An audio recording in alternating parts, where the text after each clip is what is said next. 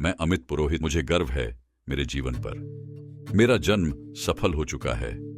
मेरी आत्मकथा रंगीन नहीं, रोमांचक है और साहस से भरी है। मेरे लिए मेरा देश ही ईश्वर है। मेरा जन्म उत्तराखंड के पहाड़ी प्रदेश में हुआ था। हमारे इलाके में खेतीबाड़ी के लायक जमीन बहुत कम है, इसलिए बहुत से लोग सेना में भर्ती हो जाते हैं। इसीलिए हमें बचपन से ही दौड़ व व्यायाम की तालीम विशेष रूप से दी जाती थी।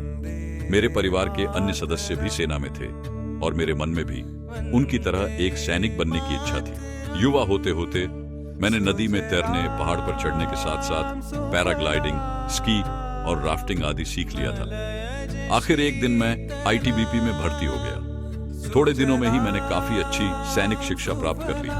राइफल, मशीन गन, गाड़ी आदि चलाने की मैंने पूरी तालीम ली। मोटर ड्राइविंग में भी मैंने कई प्रमाण पत्र प्राप्त किए।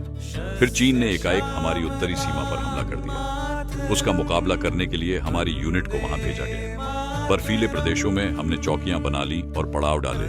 हमें आधुनिक शस्त्रास्त्रों से सज्ज हजारों चीनी सैनिकों का सामना करना था। एक बार हम कुछ सैनिक पहरा दे रहे थे, इतने में अचानक दुश्मन देश के सैनिक आ धमके। उनका हमने अपने प्राण हथेली पर रखकर डट कर मुकाबला किया और दुश्मन देश के कई सैनिक को जख्मी कर वापस उनकी सीमा में फेंक दिया। इस दौरान मैंने सीमा पर सड़क निर्माण कार्यों में भी भाग लिया और कई सड़कें बनाई। इस दौरान सुरक्षा कारणों से 3 महीने तक हमने अपने परिवार से बात नहीं की और युद्ध विराम पश्चात अपने घर वापस लौटा। मेरे परिवार के सभी सदस्य बहुत खुश हुए। गांव के लोगों ने बड़े चाव से अनुभव सुने। आज भी देश के लिए प्राण न्यौछावर करने की तमन्ना रखता हूँ। ये थी मेरी छोटी सी कहानी। जय हिंद, जय भारत।